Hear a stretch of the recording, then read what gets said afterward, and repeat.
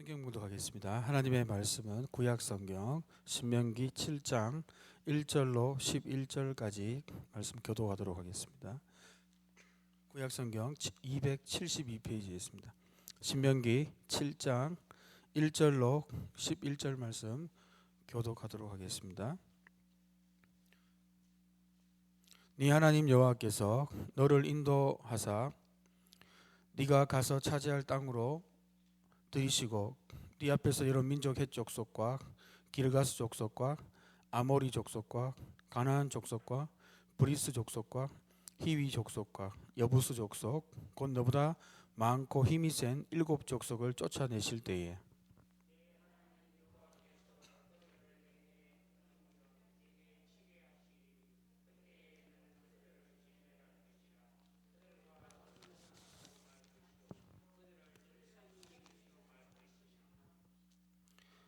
또 그들과 혼인하지도 말지니 네 딸을 그들의 아들에게 주지 말 것이요 그들의 딸도 내 며느리로 삼지 말 것은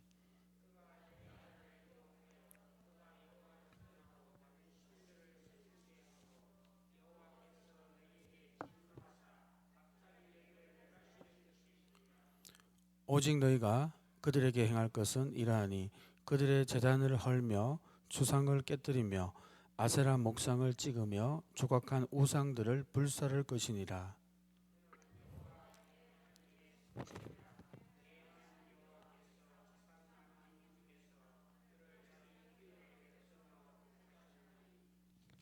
여호와께서 너희를 기뻐하시고 너희를 택하심은 너희가 다른 민족보다 수요가 많기 때문이 아니니라. 너희는 오히려 모든 민족 중에 가장 적으니라.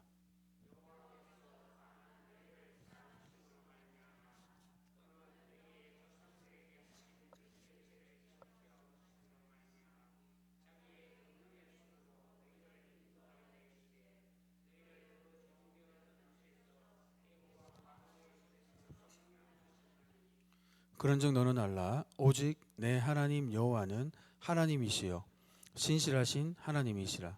그를 사랑하고 그의 계명을 지키는 자에게는 천대까지 그의 언약을 이행하시며 인애를 베푸시되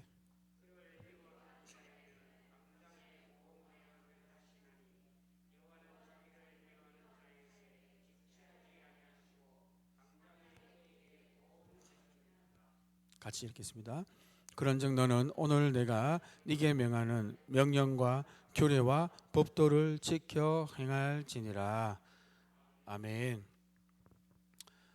주님께서 우리 인생을 선택하시고 여러분 우리를 부르셨음을 믿으시기 바랍니다. 우리 한 분도 우연히 이 자리에 와 계신 분은 없습니다. 주님의 철저한 계획 속에 그 계획이 어디로까지 가냐면 한 해 두 해가 아닙니다. 한 달 두 달도 아니고 한 해 두 해도 아니고 10년 20년 아니 몇백 년 몇천 년도 아닙니다. 인간의 역사로 가늠할 수 없는 창세 전부터 우리의 구원을 예정하시고 계획하시는 분이신 줄을 믿으시기 바랍니다. 하나님의 철저한 계획 속에 있습니다. 하나님께서 하나님의 백성을 선택하시는 문제는 우리 인생이 생각하거나 우리 경험적으로 지식적으로 추측할 수 있는 그런 영역이 아닙니다. 왜냐하면 창세 이전부터 그것이 계획되었다고 에베소서에는 분명히 말씀하고 있습니다. 여러분 우리가 택함 받은 거 이스라엘 백성들이 택함 받은 거 왜 우리를 택하셨습니까? 많은 신학자들은 이 질문을 했습니다. 많은 신앙인들도 이 질문을 했습니다. 많고 많은 사람 중에 왜 나를 택했는가? 왜 나를 직분자로 특별히 또 불러주셨는가? 그 가운데 왜 사명자로 불러주셨는가? 이 질문에 대한 우리 인생은 궁금해집니다. 주님께서 왜 부르시고 있는가? 왜 구원하고 있는가? 하나님의 구속의 경륜 가운데 우리가 왜 포함이 되어서 지금 우리가 예배할 수 있고 주님과 교통할 수 있는 이 자리에 은혜를 받고 있는가? 그런 부분들을 우리가 한번 생각해 보면 참 이해하기가 힘듭니다. 왜냐하면 우리가 세상에서 경험적으로 알고 있고 또 선경험적으로 세상에서 알고 있고 어떤 책을 통해서 알고 있는 그런 경험의 어떤 지식의 영역을 벗어나기 때문입니다. 하나님의 그 구원의 구속의 경륜 가운데 하나님이 택하심과 그 콜링과 부르심은 우리 인생이 생각하는 그 수준을 이미 많이 넘어서기 때문에 우리 어떤 이성과 지식을 우리의 도덕과 윤리관념으로 아무리 생각해봐도 이것이 쉽게 이해되지 않습니다.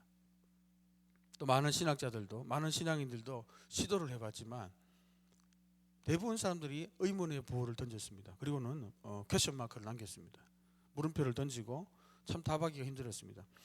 오늘 우리 그 이스라엘 백성들을 먼저 그 택하신 주님께서 왜 이스라엘 백성들이 출애굽을 하게 됐고 택함을 받게 됐고 인도함을 받게 됐는가, 그 문제부터 우리 신앙이 출발해야 됩니다. 우리 신앙도 왜 주님이 우리를 구원하셨는가, 왜 나를 택하셨는가, 여기서부터 신앙이 출발합니다. 자, 그러면 우리 이스라엘 통해서 한번 왜 주님이 우리를 택하셨는지를, 그 이유가 뭔지를 한번 찾아보도록 하겠습니다. 우리 1절을 먼저 읽도록 합니다. 1절입니다. 시작. 내 하나님 여호와께서 너를 인도하사 네가 가서 차지할 땅으로 들이시고 네 앞에서 여러 민족 헷 족속과 기르가스 족속과 아모리 족속과 가나안 족속과 브리스 족속과 히위 족속과 여부스 족속 곧 너보다 많고 힘이 센 7 족속을 쫓아내실 때에, 그죠? 먼저 우리의 이스라엘의 인도함을 보면요, 네 하나님 여호와께서 너를 인도해서 저 가나안이 예표하는 것은 히브리서 보니까 바로 뭡니까? 가나안의 본체가 뭡니까? 저 천성을 말하는 거죠. 천성, 천국을 얘기하는 겁니다. 가나안 땅으로 우리를 인도하시지 않습니까? 이스라엘 인도한 것처럼 주님이 인도를 하시는데 7절을 보니까요, 더 구체적으로 왜 이스라엘이 우리가 택함 받았는가가 나오고 있습니다. 7절에 제가 한번 읽어드리겠습니다. 여호와께서 너희를 기뻐하시고, 첫 번째 이유는 뭡니까 여러분? 우리가 택함 받은 이유가 뭡니까? 구원받고 구속받고 인도받은 이유가, 은혜 받은 이유가, 그것을 주님이 기뻐하신다는 겁니다. 여러분 믿으십니까? 모든 그리스도인들은 개인이 한 분 한 분 성도님이 하나님이 선택하는 선택의 결정을 하시는 기쁨이 되었다는 사실을 믿으시기 바랍니다. 우리 한 분 한 분은 하나님의 기쁨의 작품, 결과물입니다. 여러분 이거 믿으시죠? 아주 이거 갖다가 이제 스페셜하다, 특별하다 이렇게 말합니다. 특별하다. 그리고 한번 또 보시면 너희를 택하심은 너희가 다른 민족보다 수요가 많기 때문이 아니라 오히려 너희는 모든 민족 중에 가장 적으니라. 이스라엘이 뭐 대단해서 선택받을 수 있는 어떤 그 뭐 대단한 어떤 나라이고 대단한 어떤 그 수가 있는 그런 민족이라서 그런 게 아니라는 겁니다. 오히려 가장 약하고 가장 적었다. 근데 그 이스라엘을 택했다는 겁니다. 이것은 신약의 버전으로 말하면 이 주님의 택하심의 문제에 있어 가지고 이 동의는 주님의 기뻐하심, 그리고 주님께서 우리의 의를 주장하지 못하시게 한다는 겁니다. 여러분 구원과 선택에 관한 주님의 그 신앙의 여정의 인도함에 관한, 전선까지 인도함에 관한 우리의 의를 주장할 수 없음을 믿으시기 바랍니다. 우리가 잘나서 구원받은 게 다른 사람보다 내가 특별히 구원받을 만하기 때문에, 자격이 있기 때문에, 어떤 자격이 기준되기 때문에 나를 선택하신 게 아니라는 것입니다. 8절에 보십시오. 같이 한번 또 읽어보겠습니다. 시작. 여호와께서 다만 너희를 사랑하심으로 말미암아 또는 너희의 조상들에게 하신 맹세를 지키려 하심으로 말미암아 자기의 권능의 손으로 너희를 인도하여 내시되 너희를 그 종 되었던 집에서 애굽 왕 바로의 손에서 속량하셨나니. 왜 바로의 손에서 속량했습니까? 왜 구원하셨습니까? 이유는 두 가지를 설명합니다. 8절의 전반부에는 다만 여호와께서 이스라엘 백성 우리를 어떻게 해요? 사랑하셨기 때문입니다. 믿으십니까 여러분? 하나님의 무조건적인 사랑이에요. 이거 신약과 구약이 똑같습니다. 여러분 똑같습니다. 데칼코마니입니다. 똑같습니다. 하나님께서 기뻐하셨고요, 하나님께서 우리를 사랑하셨습니다. 여러분 이것이 감격이 돼야 됩니다. 사실은. 근데 많은 사람도 이걸 너무 당연하게 생각해요. 교회 다니는 건 너무 당연하게 생각하고, 신앙 가지는 건 너무 당연하게 생각하고, 교회에서 직분 받는 것도 너무 당연하게 생각하고, 모든 게 뭐 있으니까 하는 거 아닌가, 주니까 받는 거 아닌가. 여러분 아닙니다. 믿음은 모든 사람의 것이 아님을 믿으시기 바랍니다. 믿음은 모든 사람의 것이 아니에요. 은혜는 모두 다 받는 게 은혜가 아닙니다. 모두 다 받으면 그건 은혜가 아니죠. 하나님의 선물은 모두가 다 받는 것이 아닙니다. 만인 구원이 아니에요. 우리는 주님이 기뻐하시고 사랑하시고 선택을 받아야 됩니다. 그리고 또 하나가 있습니다. 우리 이스라엘이 구원받은 이유, 너희 조상들의 하나신 맹세를 지키려 하심으로 말미암아 자기의 권능의 손으로 너희를 인도하여 내시되 그 종되었던 집에서 애고방 바로의 손에서 속량하셨다, 이렇게 말씀을 하지 않습니까? 너희의 조상들에게 하신 맹세를 지킨다는 겁니다. 무슨 맹세를 했습니까? 주님께서 약속을 했다는 거예요. 쉽게 말하면 약속을 했습니다. 근데 하나님은 인생이 아니시기 때문에 사람은 뭐 약속했다가 뭐 이렇게 쉽게 변경하고 뭐 어쩔 수 없었다 그러고 뭐 변명하고 하지 않습니까? 하나님은 약속하시면 이루십니다, 여러분. 말씀하셨기 때문에 내가 너를 아브라함을 통해서 약속을 주셨고 가나안 땅으로 너 입성하겠다, 복지로 인도를 하겠다, 가나안 복지로 인도하겠다고, 젖과 꿀이 흐르는 땅으로 인도하겠다고 약속하셨기 때문에 이유는 하나입니다. 하나님은 말씀하시고 거짓말할 수 없는 분이시기 때문에, 신실하신 분이기 때문에 그 약속을 지켜야 되기 때문에, 그것이 하나님은 거짓말하지 못하거든요. 우리는 거짓말하지만 하나님은 거짓말하지 않습니다. 변개하지 않아요, 뜻을. 그 신실한 약속 때문에, 하나님의 그 신실한 성품 때문에 주님이 이스라엘을 가나안으로 인도하신다는 겁니다. 저 천국으로 인도하신다는 거예요. 여러분, 우리에게도 복음의 이 굿뉴스를 통해서, 좋은 소식을 통해서, 이 십자가의 복음을 통해서 그 하나님의 영생의 약속을 받았음을 믿으시기 바랍니다.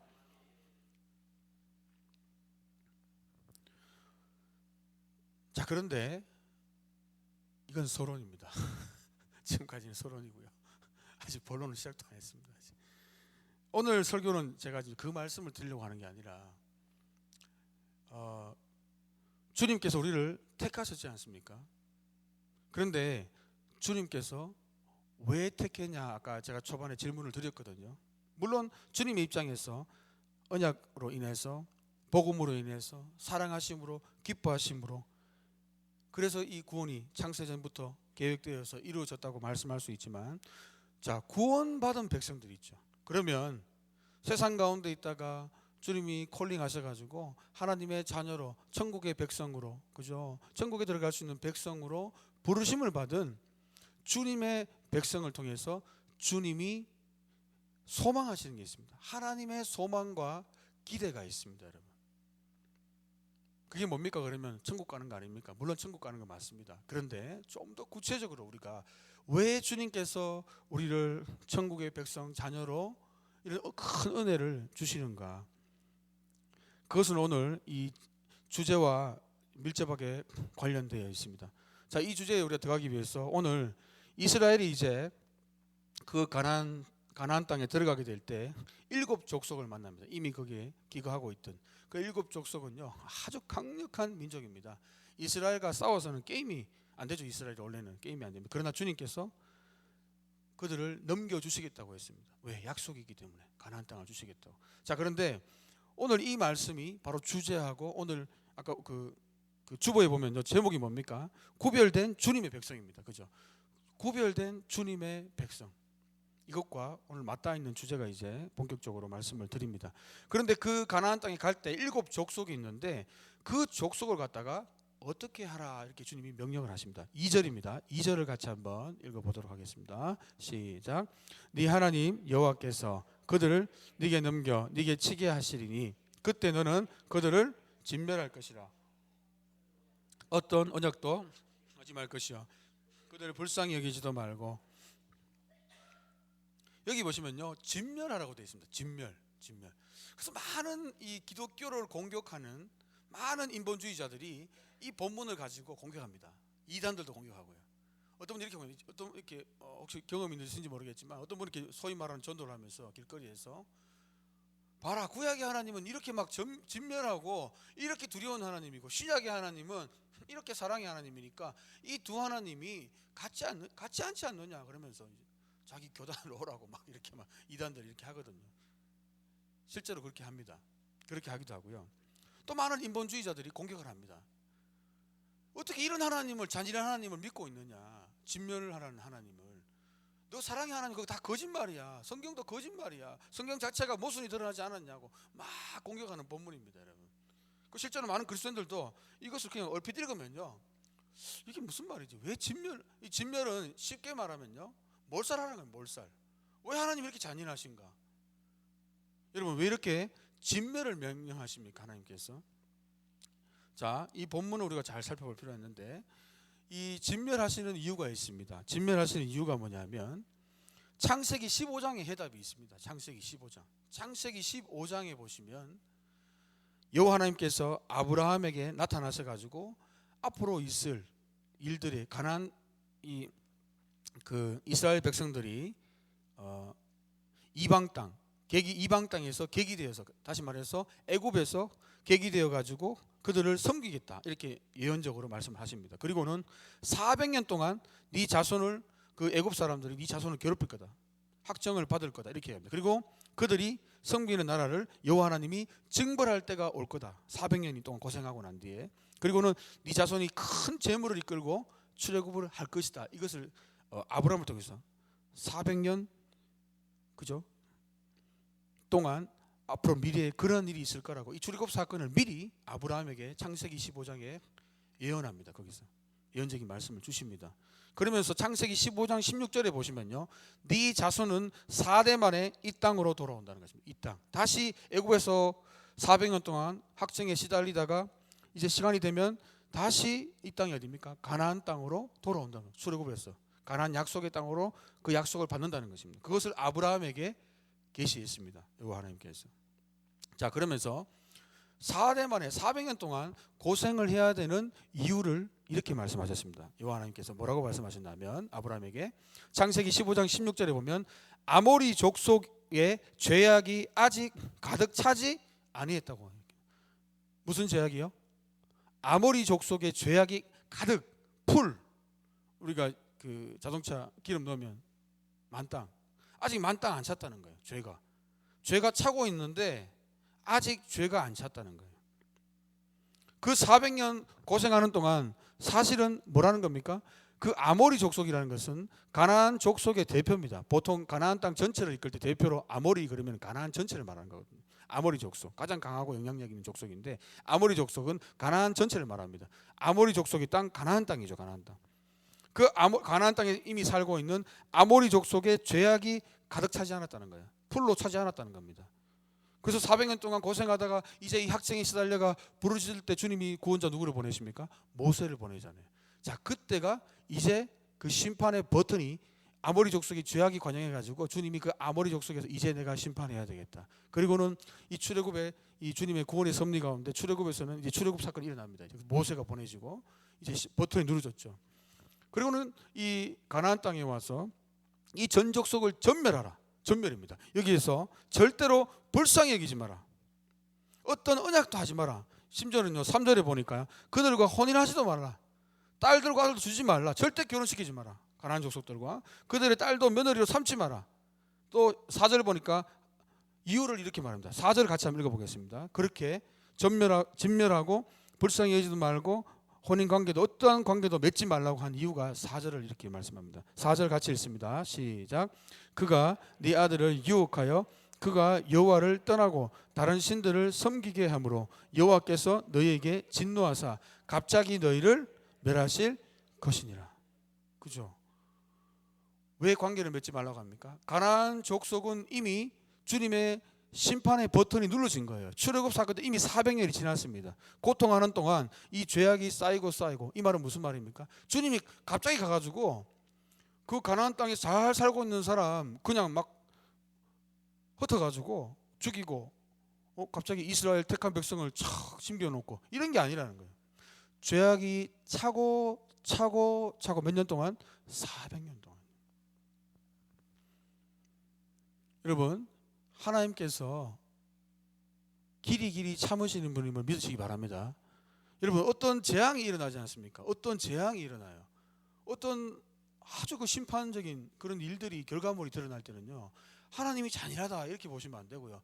하나님이 이미 참고 사인을 주고 말씀을 주고 사람을 통해서 환경을 통해서 이래 사인 주고 저래 사인 주고 마음의 부담도 주시고 경고도 주시고 말씀도 주시고 때로는 직접 기도 가운데도 말씀하시고 마음의 찔림도 주시고 수많은 사건들이 이미 있었다는 겁니다. 그런데 아모리 족속들은요 그 400년 동안도 회개하지 않았던 거예요. 그런데도 놀랍게도 여러분 가나안 땅에 회개하고 돌아온 이방인이 있어요. 여러분 누굽니까? 여러분 기억나십니까? 기생 라합입니다. 라합. 돌아오잖아요. 돌아온 사람은 주님이 다시 받아줍니다. 여러분 주님은 잔인한 하나님이 아니심을 믿으시기 바랍니다. 여러분 하나님은 길이 참으시는 겁니다. 그럼에도 불구하고 하나님이 때로는 그런 재앙들을 줄 때는요 여러분 하나님의 마음을 생각해야 되는데, 근데 중요한 것은 뭐냐면요 이 가나안이요 어느 정도로 죄가 심했냐면 레위기 18장을 보시면요 이렇게 말합니다. 레위기 18장에 보면 그 가나안 땅의 죄악들을 쫙 묘사합니다. 그러면서 너희는 절대로 이 그 레위기는요 율법을 주지 않습니까? 시내산에서 그때 율법을 받는데 너희는 앞으로 그 시내산에서 이제 그 율법을 받으면서 앞으로 입성하게 될 가나안 땅에서 절대로 인도할 가나안 땅의 풍속과 규례도 절대 행하지 마라. 절대. 그리고 너희는 내 법도만 지켜야 된다고 여호와 하나님께서 말씀하시는 부분들이 레위기 18장 3절에 있습니다. 왜 그럴까요? 왜 주님은 절대로 관계를 맺지 말라고 하십니까? 이유가 있습니다. 가나안 땅은 죄가 관영에 있습니다. 그리고 심판의 버튼이 눌러졌습니다. 하나님의 긍휼의 시간이 끝난 거예요. 너도 같이 있다가 같이 망하는 같이 진노를 받습니다. 그런데 그 당시에 보면요 18장에 레위기 18장에 여러분 시간 되시면 한번 댁에 가셔가지고 시간 관계상 제가 오늘 다 찾지는 못합니다. 레위기 18장을 읽어보십시오. 읽어보시면 가나안 땅의 죄악이 상태가 어땠냐면요 18장을 쭉 읽어보시면요 첫째 근친 상간이 있었습니다. 둘째 동성과의 교합이 있었어요. 그 심지어는요 짐승과의 교합도 가나안 땅에서 벌어지고 있는 거예요. 그죠? 그리고 우상 숭배, 자녀를 몰렉신에게 불태워 드리는 거, 그러한 일들이 벌어지고 있는 거예요. 그러니까 완전 창조 질서에 정면적으로 도전하는 상태입니다. 그리고 완전히 죄악이 끝이 나갔어요. 그래서 실제적으로요 이렇게 막 보면 이렇게 레위기에서는요 이걸 조심하라고 가나안 땅의 저 죄들을 유혹받지 않도록 조심하라고 하면서 이스라엘 백성들에게 내 법도와 규례를 지켜 그대로 행하라 하면서 이 보시면요 자기의 누나나 여동생의 손녀나 외손녀의 계모에 낳은 딸의 고모나 이모, 백모나 숙모, 며느리, 형수나 제수의 연인과 그의 딸을 또 함께 취하지 말라. 그러니까 완전히 성범죄가 완전히 그러니까 범죄도시예요. 범죄도시. 이미 가나안 땅은요 완전 범죄도시가 됐습니다. 범죄도시. 동성애, 심지어 짐승과 더러운 짓을 하고 근친 상간은 말할 것도 없습니다. 그리고 자녀를 몰렉신에게 불태워 인신 제사를 드리고 있습니다. 그래서 이제 그 심판의 버튼 시간이 관영해 가지고 죄가 더 이상 하나님이 볼 수가 없는 지경에 이르렀습니다. 그리고 심판의 버튼이 쫙 눌러진 상황이었거든요. 절대로 저기 들어가면 너희와 어떤 관계를 맺어 가지고 그 신을 가지고 들어오지 않습니까? 예를 들어서 결혼 관계를 맺으면은 어떤 언약 관계를 맺으면은 그 사람만 들어오는 게 아니라 그들의 가치관과 문화 같이 들어옵니다. 그들이 섬기는 신이 같이 들어오거든요. 그럼 금방 오염돼 버립니다. 그죠? 여러분, 주님께서는요 우리를 부르시고 또 이스라엘을 부르시고 또 우리 성도님들을 부르시고 너희는 구별된 거룩한 백성이라고 했습니다. 믿으십니까 여러분? 이러한 일들을 하면서 절대로 그 유혹에 넘어가지 말고 다른 신들이 그 가나안 신들을 가지고 와서 너희 자녀들을 유혹해서 하나님의 진노를 받지 않도록 해라. 그렇게 하면서 5절에 아세라 목상 가자마자 할 건 딴 거 없다. 아세라 목상 찍어라. 우상 다 찍어라. 조각하는 우상 다 불살라버리라. 그렇게 얘기합니다. 그리고는요 그 이유를요 6절에 이제 정확하게 얘기합니다. 6절을 같이 한번 읽어보겠습니다. 바로 오늘 설교의 주제가 됩니다. 6절 시작. 너는 여호와 네 하나님의 성민이라. 네 하나님 여호와께서 지상 만민 중에서 너를 자기 기업의 백성으로 택하셨나니. 그죠? 여호와 네 하나님의 성민. 너는 이스라엘은 우리 성도들은 누구라는 겁니까? 신분이 뭐라, 정체성이 뭐라는 겁니까? 주님이 우리를 기뻐하시고 사랑하시고 창세전에 계획하셔서 하나님의 그 약속에 따라서 우리를 부르신 이유가 뭡니까? 목적이 너희는 하나님의 성민으로 불렀다는 거예요. 성민. 여러분, 이 성민은요, 바치다, 구별하다 이런 말입니다. 구별된 백성입니다. 천하 만민의 백성 중에서 하나님의 백성은 구별되었습니다. 여러분, 구별되었어요. 거룩하다는 말이 그게 원어로 보면은 구별된 겁니다. 구별된 거. 하나님의 바쳐진 거예요. 바쳐진 거. 출애굽기 19장에도 보면 세계가 다 내게 속하였으니 내가 내 말을 잘 듣고 내 언약을 지키면 모든 민족 중에 내 소유가 되겠고 너희가 내게 대해 제사장 나라가 되고 거룩한 백성이 되리라. 믿으십니까? 구별된 백성이에요. 우리는 제사장 나라입니다. 하나님의 나라. 신약의 버전에는 이렇게 말합니다. 베드로전서 2장 9절에 신약의 성도들을 택하신 족속, 왕같은 제사장, 거룩한 나라, 그의 소유가 된 백성. 여기 소유라는 말은 세굴라라는 표현이 있습니다. 세굴라. 구약과 신약이 똑같습니다. 소유가 되었다고 할 때는 세굴라. 이것은 재산, 보물입니다. 보물. 하나님 앞에 선택받은 주님의 성도들은요, 다 보물이에요. 하나님의 재산이에요. 그러니까 소중한 사람. 그래서 이걸 영어 성경에는 보면요, 다 번역을 이렇게 해놨습니다. Special people. 특별한 사람. 하나님 앞에 우리는 다 특별한 사람임을 믿으시기 바랍니다. 특별한 사람. 왜요? 왜 특별해요? 우리는 제사장 나라거든요. 제사장이 뭡니까? 주님을 예배하잖아요. 그리고 주님을 알리고 그 일들을 우리를 통해서 하십니다. 우리를 통해서. 근데 우리가 구별돼야 되거든요. 세상 사람하고 우리하고 똑같잖아요. 만약에 세상 사람들이 교회 왔는데 교회와 세상이 똑같아요. 많은 단체가 있는데 교회라는 단체도 똑같아요. 그러면 구별이 안 된 거죠.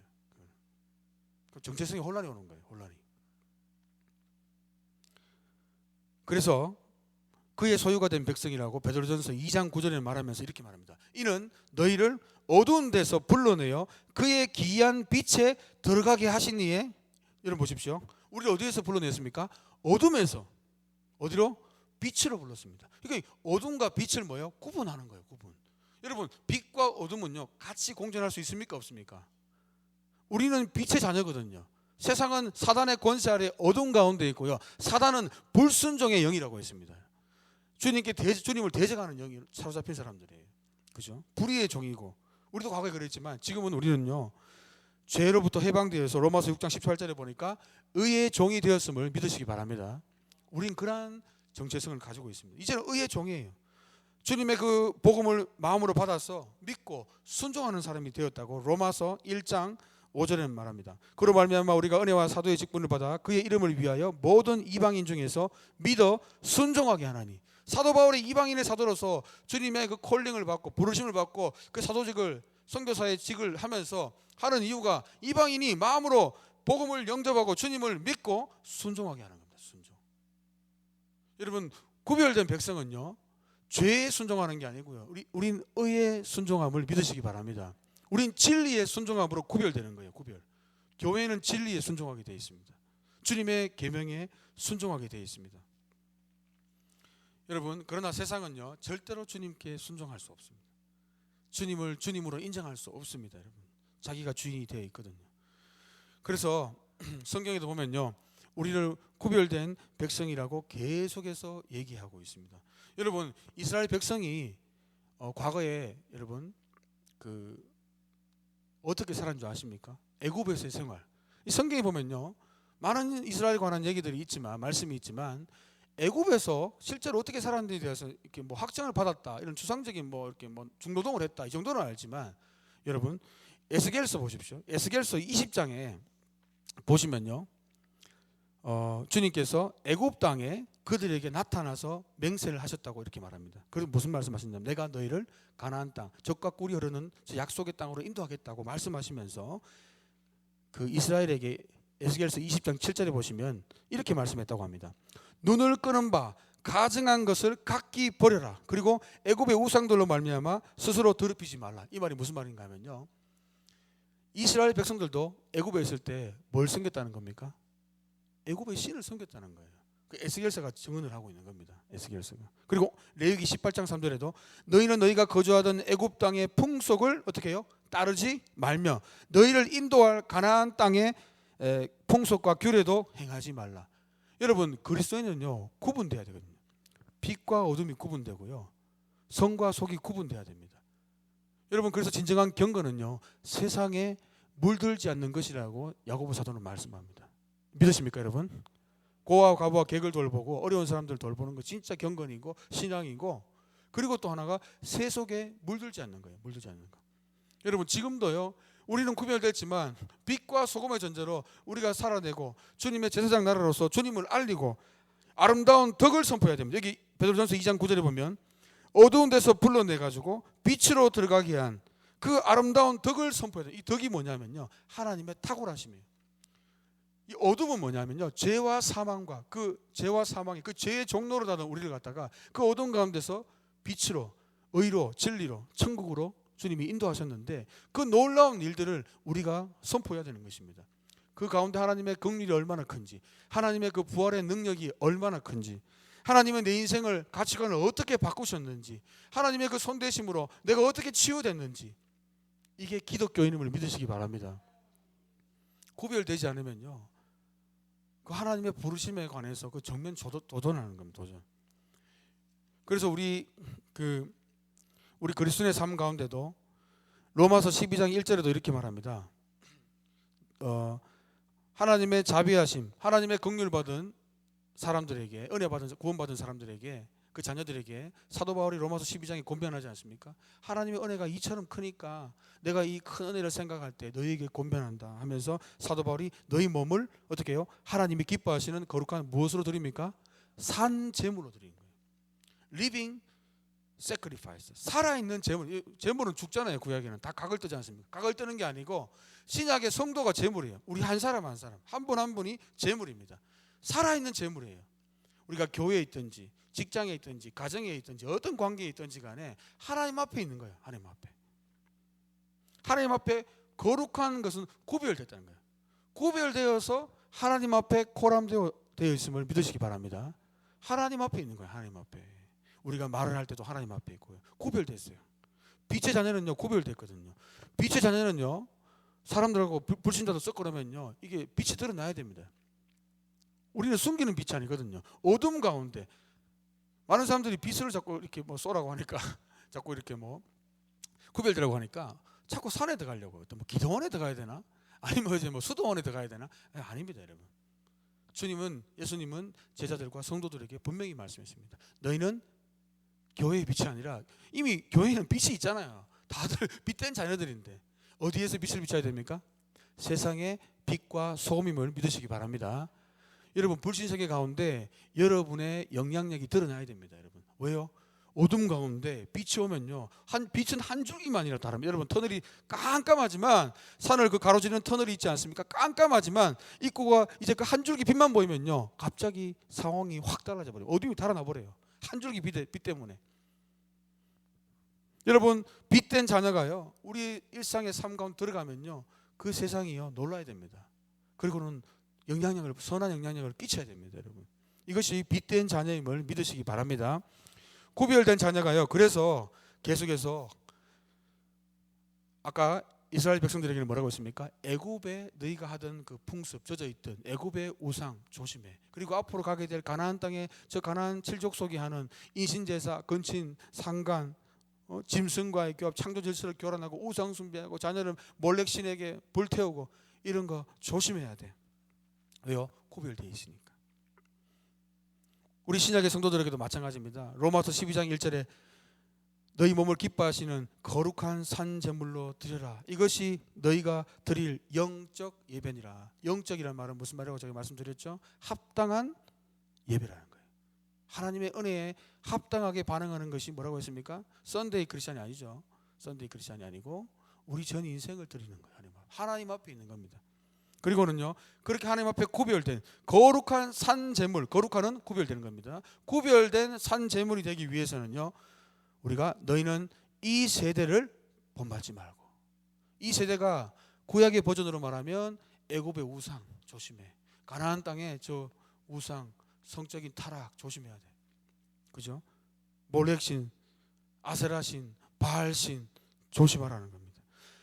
시작에서는 너희는 이 세대를 본받지 마라. 이 세대의 풍속, 문화 조심하라는 겁니다. 그래서 여러분 우리도요 미디어에 노출이 많이 되어 있지 않습니까? 언론에 노출되어 있고 엔터테인먼트에 노출되어 있고 연예에 노출되어 있고 오락에 노출되어 있지 않습니까? 우리도 모르게 이렇게 가랑비를 맞는데 처음에는 맞는지를 몰라요. 뭐 가랑비인데 뭐 근데 자꾸 시간이 지나면 별로 안 맞은 것 같은데 집에 또 들어가 보면요 이게 막 축축하게 젖어 있습니다. 왜 그랬습니까? 조금씩 맞았지만 계속해서 나도 모르게 맞고 있었던 거예요. 여러분 문화가 그렇게 침투함을 믿으시기 바랍니다. 그렇게 침투하는 거예요. 그러다 갑자기 세상에 나도 모르게 빠져 있는 거예요. 여러분 그래서 우리가 모여야 됩니다. 여러분 모여가지고 하나님 말씀을 들을 때 다시 우리가 영적인 긴장을 늦추지 않음을 믿으시기 바랍니다. 이 세대를 본받지 말라. 오직 마음을 새롭게 해라. 계속해서 우리의 마음, 생각하는 방식, 이 세상적인 사고 방식이 자꾸 들어오거든요. 세상의 어떤 세상을 바라보는 세상의 관점이 자꾸 들어와요. 나도 모르게 뉴스를 통해서, 드라마를 통해서, 신문을 통해서, 잡지를 통해서, 인터넷 기사를 통해서 여러 가지 사람들을 통해서 자꾸 들어옵니다. 자, 그때 어떻게 돼요?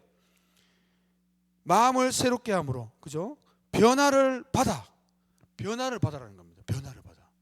변화를 받는다는 것은요, 그냥 한번 받고 마는 것이 아니라 계속해서 변화를 받아라는 겁니다. 원어적으로 볼 때는 계속, ing, 현재 진행형입니다. 그리스도인들은 끊임없이 마음의 변화를 받지 않으면요, 여러분 가만히 있으면요, 신앙이 계속 자랄 것 같죠. 아, 나 조금 뭐 요즘 내가 열심을 못 내도, 요즘 좀 뭐 예배 못 참여해도 그래도 뭐 그 신앙 까먹겠나. 여러분 유지를 할 수 있다고 유지를 하는 게 아닙니다. 여러분 신앙은 가만히 있으면요 바로 정체임을 믿으시기 바랍니다.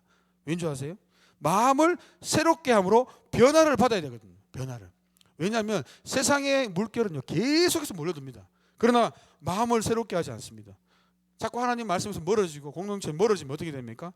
변화를 받을 수 있는 기회를 상실하는 거예요. 그러면 어떻게 됩니까? 로마서 12장 2절에 하면 변화를 계속해서 받아야지, 마음이 새롭게 돼야지 실에 흔들리지 않는데, 넘어가지 않는데, 변화를 받으면 하나님의 선하시고 기뻐하시고 온전하신 뜻이 무엇인지를 분별하게 됩니다. 분별. 그러나 이 변화의 과정이 중단돼 버리면 성령의 감동에 둔감해집니다. 인도하심에 둔감해지고요, 하나님 말씀에 둔감해집니다. 그러면요 내 생각 따라가게 되는, 이 자동입니다. 자동. 세상을 훅 따라가요. 유행을 따라갑니다. 관습을 따라갑니다. 여러분 그래서 우리가 이 모이는 것은 여러분 축복인 줄 믿으시기 바랍니다. 다른 사람을 위해서 모인다기보다도, 물론 다른 사람은 또 다른 사람이지만 중요한 건, 먼저 신앙에서 중요한 것은 우리 개개인의 신앙입니다. 우리 개개인의 신앙이요 도전을, 은혜를 계속해서 받아야 됩니다. 우리 마음에. 그래야지 이 생각이 자꾸 바뀌고 새로워져야지 성령께서 계속해서 주는 감동을 통해서 다시 마음을 리셋하고 다시 돌이키고 다시 새롭게 하고, 하나님 말씀에 빗나간 것이 있다면, 관역에 빗나간 것이 있다면 다시 관역을 맞춰야 됩니다. 다시 하나님께 우리 인생의 방향을 맞춰야 됩니다. 그 내비게이션을 맞추면요 다시 승리의 길로, 은혜의 길로, 축복의 길로 감을 믿으시기 바랍니다. 우리 마지막으로 9절 말씀 읽겠습니다. 9절입니다. 시작. 그런즉 너는 알라 오직 네 하나님 여호와는 하나님이시여 신실하신 하나님이시라. 그를 사랑하고 그의 계명을 지키는 자에게는 천대까지 그의 언약을 이행하시며 인애를, 그죠? 하나님께서는요 우리를 구분하셔가지고요 이 순종의 백성, 그렇지, 하나님 우리를 먼저 사랑했지 않습니까? 그러면 그 다음 어떻게 돼요? 하나님의 사랑을 받으면, 성령이 오시면, 택함을 받으면 어떻게 됩니까? 우리가 하나님을 사랑하게 됩니다. 믿으십니까? 하나님을 사랑하는 것은요 다름이 아니에요. 그의 계명을 지킵니다. 사랑하고, 하나님 그를 사랑하고 그의 계명을 지키는, 똑같은 말이에요. 하나님을 사랑하는 자는 말씀을 순종하게 되어 있습니다. 말씀이 너무 달아요. 이분은 벌써 말씀이 있으면 뭔가 문제가 있는 겁니다. 말씀이 듣기 싫고요, 예배가 드리기 싫고 사람들이 보기 싫고 이러면 지금 굉장히 이렇게 중병이 있습니다. 영적인 중병입니다. 중병. 여러분 우리가 하나님 사랑하고 말씀을 사랑하고 그의 계명을 지키고 이것이 기쁨이 되고 자원하는 마음이 되고, 그러면요 우리 인생이 쫙쫙 펴집니다. 여러분 믿으십니까? 그를 사랑하고 그의 계명을 지키는 자에게는 천대까지 그의 언약을 이행하시고 인애를 베푸니라. 헤세드, 하나님을 사랑하고 그의 계명을 지키는 자에게 헤세드가 있다는 거예요. 헤세드. 이걸 갖다가 번역을 아주 이거 우리나라 이 개념에는 없는 단어입니다. 정확하게 이 개념을 설명할 수 있는 게. 그래서 헤세드 번역을 뭐 인애, 긍휼, 자비, 뭐 사랑, 뭐 다음이 없는 사랑, 뭐 여러 가지 번역합니다. 다 포함되는 의미입니다. 다 포함되는 거. 여러분 그게 하나님 사랑하고 그의 계명을 지키고 구별된 백성에게 있다는 거예요. 여러분 그러한 축복이 있기를 예수님 이름으로 축복합니다. 그래서 세상 사람들이 우리 구별된 성도들의 모습, 성령을 따라서 하나님을 사랑하고 그 사랑이 부음받은 사람들이 그 보니까 제사장의 직분을 감당하고 주님의 그 놀라운 빛 가운데 우리를 인도하신 그분을 자랑하고 감사하고 그 계명을 순종하고 하나님 사랑 고백하는 가운데 하나님이 그 인생을 마구마구 부어주시고 축복해 주시는 거 보면서 사람들이요, 아 구별됐구나, 구별됐구나, 저 사람하고 우리는 다르구나. 여러분 성령의 인도함 받기를 소망합니다. 여러분 성령의 인도함을 받아야 됩니다. 그래야지 세상이 우리를 얕보지 않습니다. 그러나 세상과 구분이 없는 순간 세상은 교회를 욕하는 거예요. 여러분 교회에 예수 그리스도의 능력이 나타나지 않으면요 사람들 무시합니다. 무시해요. 그런데 예수 그리스도의 능력과 긍휼이 성도들에게 나타나기 시작하고 하나님을 향한 그 사랑이 불붙기 시작하고 기도가 불붙기 시작하고 하나님이 역사가 일어나기 시작하면요 세상 겁내요. 함부로 못합니다. 여러분. 초대교회를 보십시오. 주의 계명을 사랑하고 하나님을 사랑하고 이웃을 사랑하고 흩어 구제하고 서로 교제하고 위로하고 함께 식탁 교제하고 순전한 마음으로 이중적인 마음이 아니고 하나님 말씀 순종하고 서로 사랑하고 세상 사람들도 보고 박수 쳤다고 합니다. 구원받는 사람이 날마다 더하더라. 세상도요 함부로 하지 못합니다. 여러분 저와 여러분이 구별된 자로 불렀음을 믿으시기 바랍니다. 한 주 또 살아가시면서 이 사실을 우리가 기억하시면서 주님을 알리고 또 주님을 자랑하고 그의 긍휼과 능력이 우리 삶 가운데 드러나시기를 소망합니다.